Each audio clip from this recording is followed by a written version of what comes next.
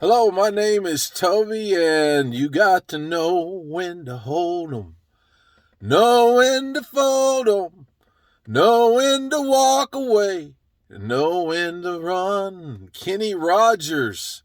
If you don't know that song, you're not where I'm from. You've been hiding on a rock, under a rock, or you're from a foreign country. Very famous song here in the United States of America, especially in the South.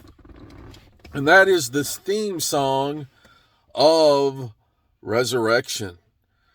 I just wanted to continue my thoughts on resurrection. I know Easter was last weekend, but resurrection is not a day, it's not a holiday, it is a season in between when the Lord transitions you into your new day, empowers you for what's ahead of you. There is a little space in between there where He is weaning you. And that really is what resurrection was. It wasn't so much Jesus coming back from the dead. It was about Jesus moving forward through a grave, on the other side of the grave, and bringing people into not only just eternal life, but a life of power where they brought the kingdom of heaven down to earth. Their kingdom purpose, the very purpose for what you were born for. And some people get hung up in that period in between resurrection and the power to do your purpose in this life. And so I wanted to talk about the hang up today. And resurrection's about walking, running, holding, and folding. Of course, you know, the disciples, whenever they were coming to the tomb, Peter got there, he ran on ahead. So there was some running to the tomb. They got to the tomb, they saw that Jesus had folded his clothes, which I think that's so amazing that he just woke up, got his grave clothes off, folded them up neatly. It says that his face cloth was folded up very neatly in the corner. If you picture that, he just got up and just started folding his clothes up, total peace, and just walked out of that tomb. Now, some believe that he rose from the dead, but there was a lady in particular, a lady named Mary Magdalene, that got there first and left there last.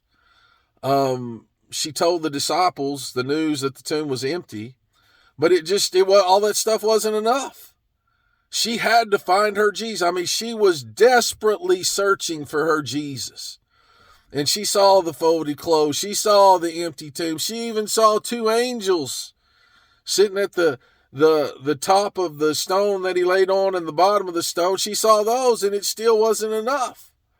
She was sitting there outside the tomb. She was on the other side of the tomb, and she was crying and crying. And this dude walks up to her and says, "Hey, ma'am, can I help you?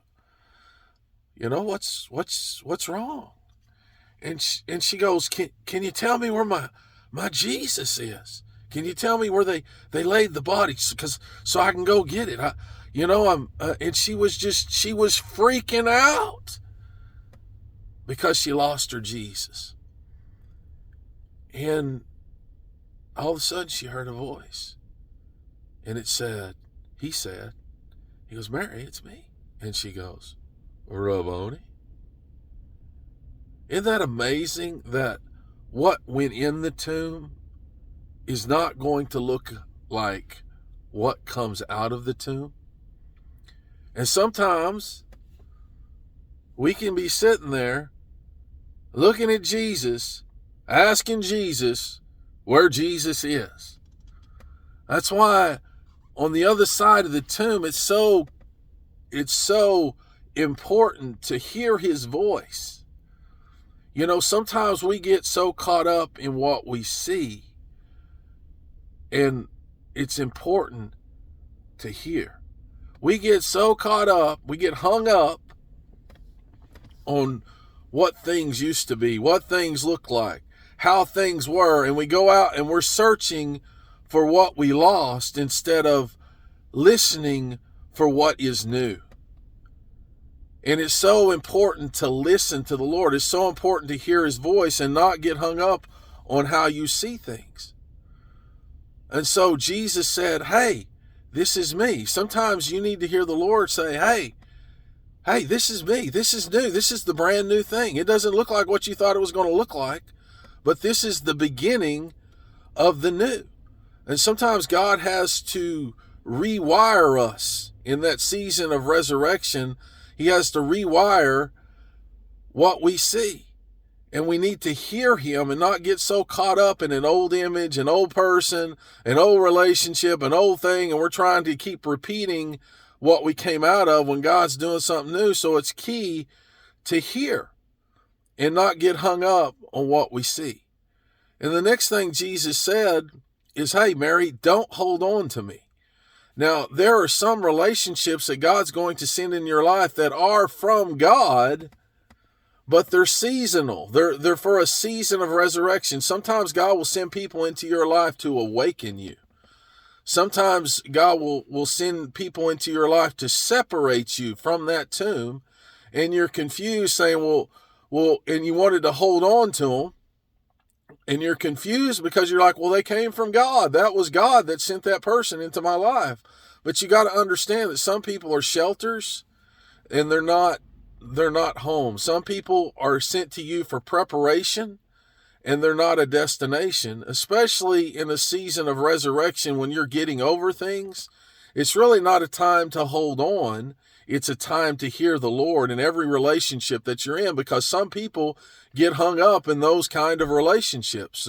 They're shelter relationships. They're separating relationships, but they're not permanent relationships. They did come from God, but it was for a season. That person was sent to wean you from the past, to prepare you for the future. So it's okay to let go. Don't get hung up. Don't get entitled or entangled or entitled whenever you're in a season of resurrection, because God is doing something new and he's preparing you and he's weaning you from the past.